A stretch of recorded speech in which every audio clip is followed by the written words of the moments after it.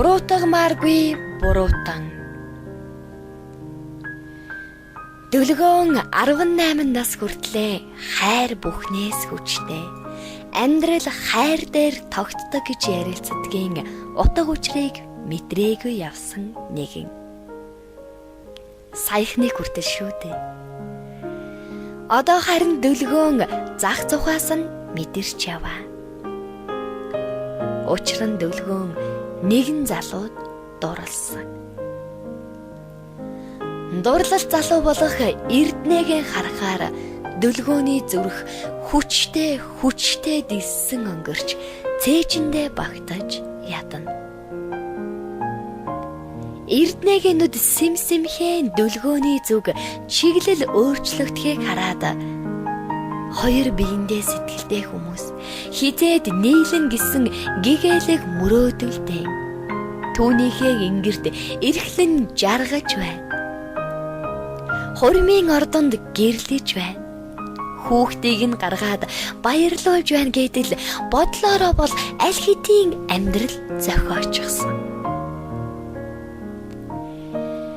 Дөлгөөн ингэж явсаар хэдэн сарыг өнгөрөөлөө.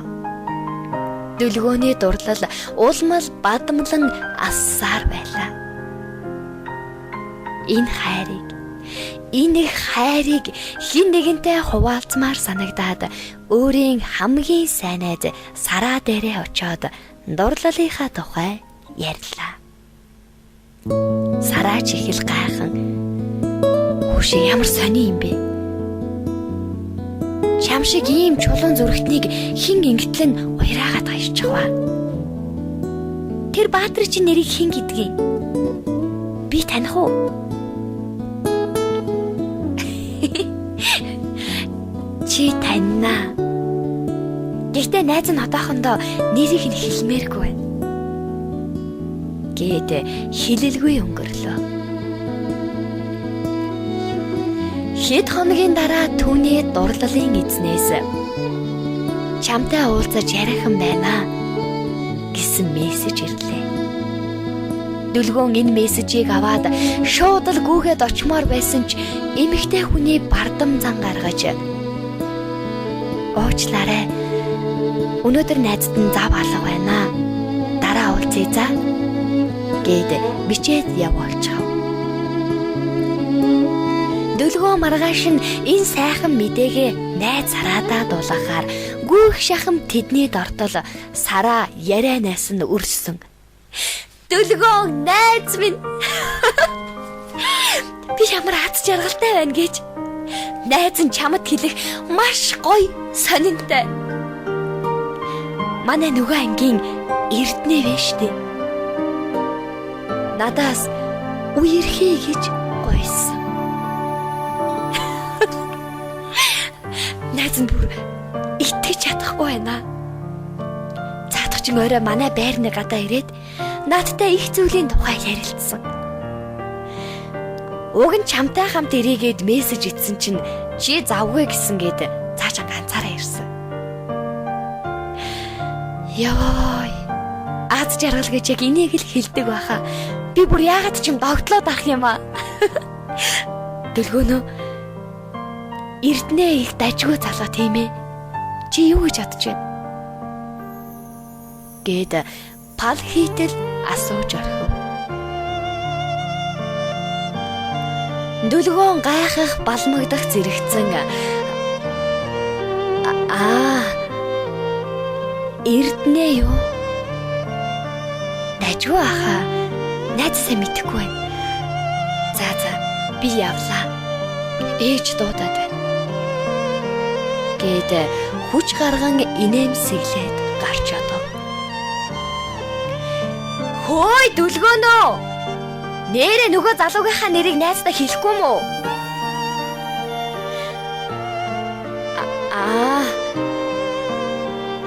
Нэргүү гэдэг юм аа. Гэхдээ найзд нь одоо таалагдхаа болчихлоо. Гээд гараа даллан цааш явлаа.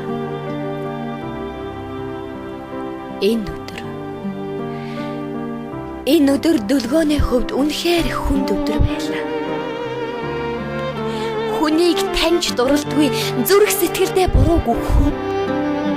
Эсвэл зөөлөн дулаан харц илгээчгээд зөрөөд өнгөрсөн эртнээд бурууг өгөх үү? Бүр эсвэл олон хайртай учирсан хэрнээ олж авсан ганцхан хайрыг минь булааж байгаа сараа найздаа бурууг өгөх үү? Ямар ч байсан хин нэгэнд ямар нэгэн хэлбэрээр гомдож дүлгөөн өдөржингөө уйсан.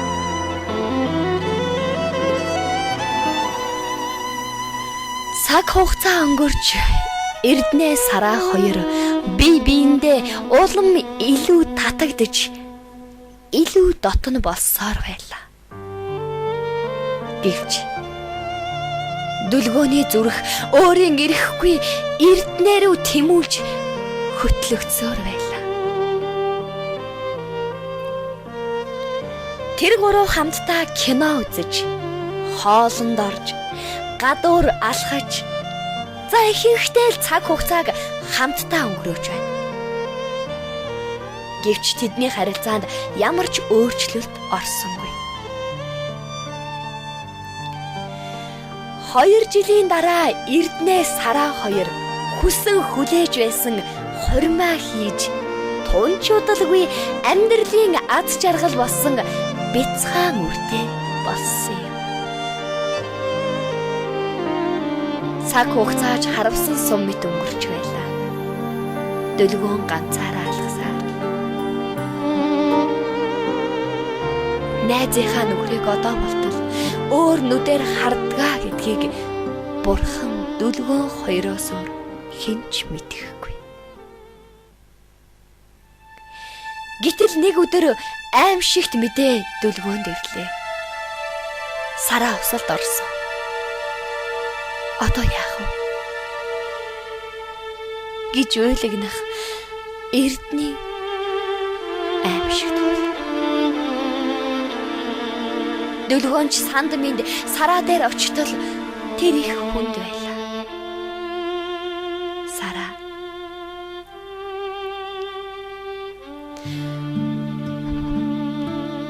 Дүлгөөнөө намайг яваад өгөөр. Хүү хань хоёрыг минь өөрийнхөө гэр бүл шиг хайрлаж яваарай. Хүү минь чамайг л ойлго. Дүлгөөнөө найз чамд итгэлээ шүү. Миний хань, миний хүү хоёрыг минь надаас илүү хайрлаж яваарай.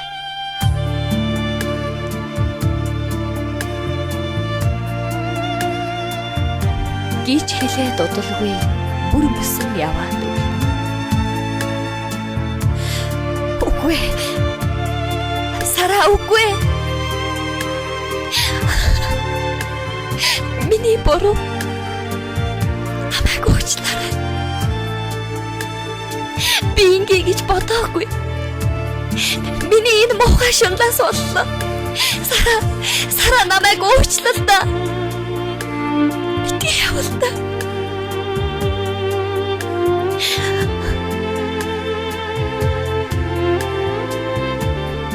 Энэ явдлаас хойш дүлгөөн дотроо үргэлж өөрийгөө буруутган зүхэж би л найзыгаа алсан.